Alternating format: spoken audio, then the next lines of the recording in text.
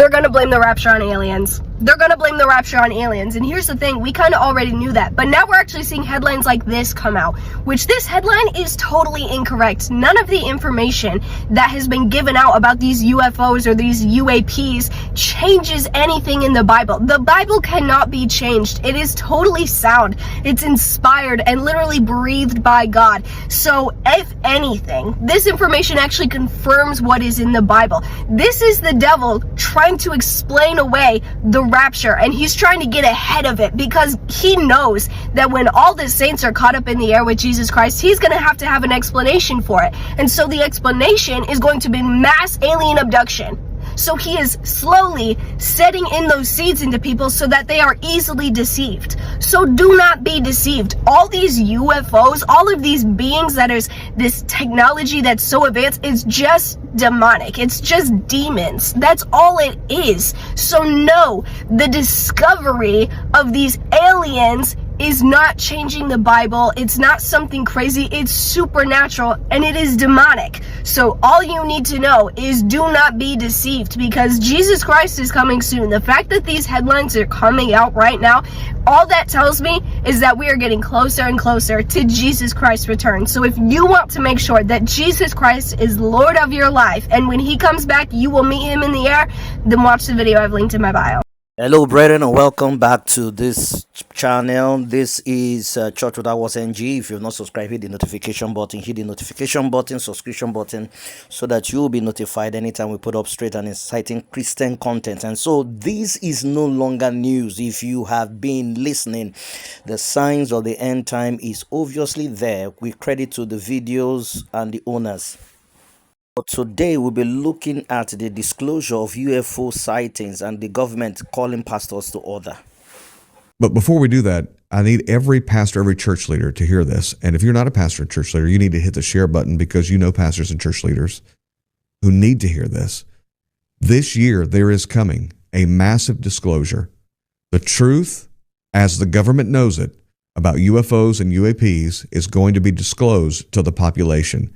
The Trump administration is going to attempt to make history in an historic announcement where they're going to say that these non-terrestrial, interdimensional beings are real, and that we do have unexplained phenomenon among us.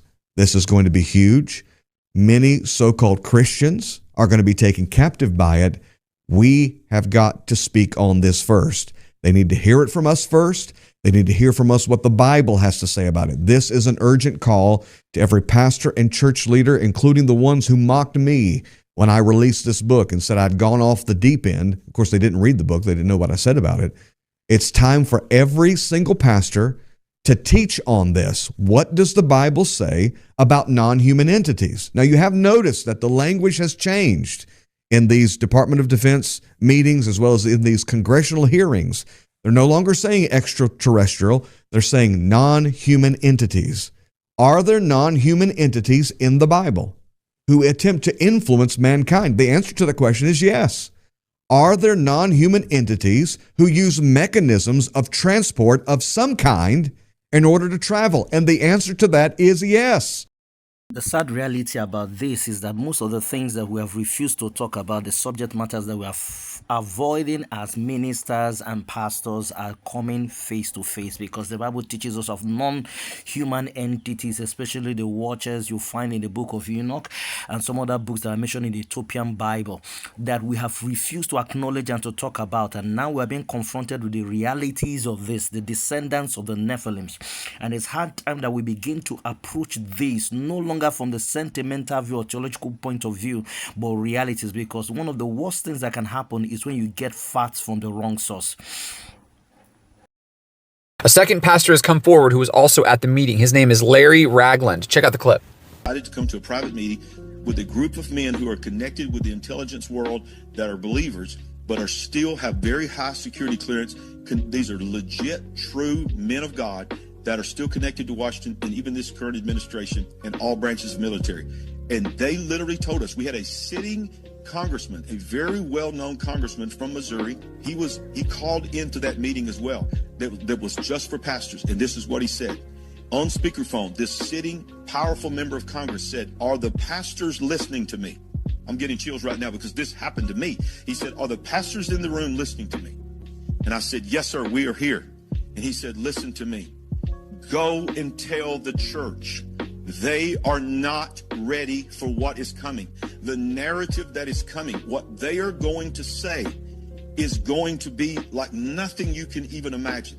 They are preparing to tell us that they are from another dimension, that they are our creator, and that these beings, these aliens, or whatever you want to call them, they were the ones that seeded us here. There is no such thing as God. Jesus was invented by them. The Bible was invented by them. And begin to just say, listen, prepare the people for what is coming because they're not ready. But he loved us so much.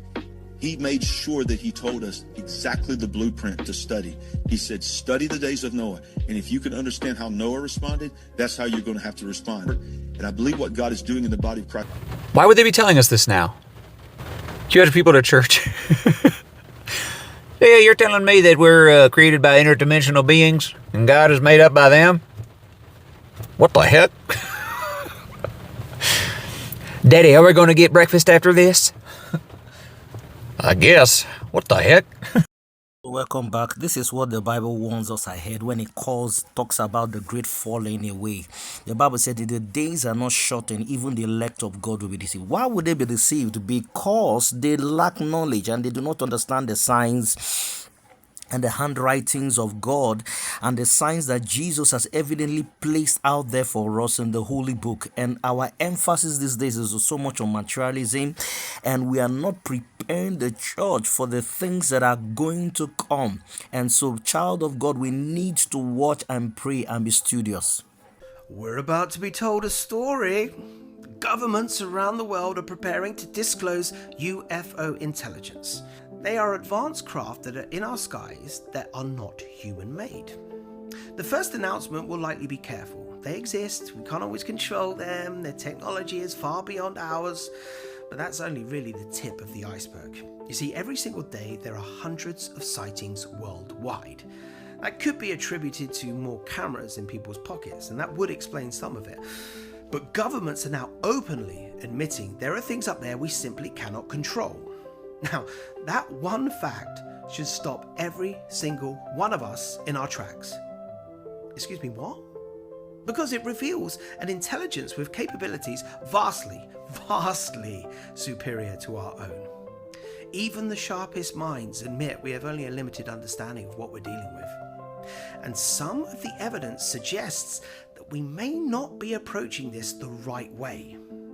Now, there are researchers out there doing their due diligence. Dr. Beatrice Villarroel, Patrick Jackson and Skywatcher team are doing rigorous peer-reviewed scientific work to make every claim watertight.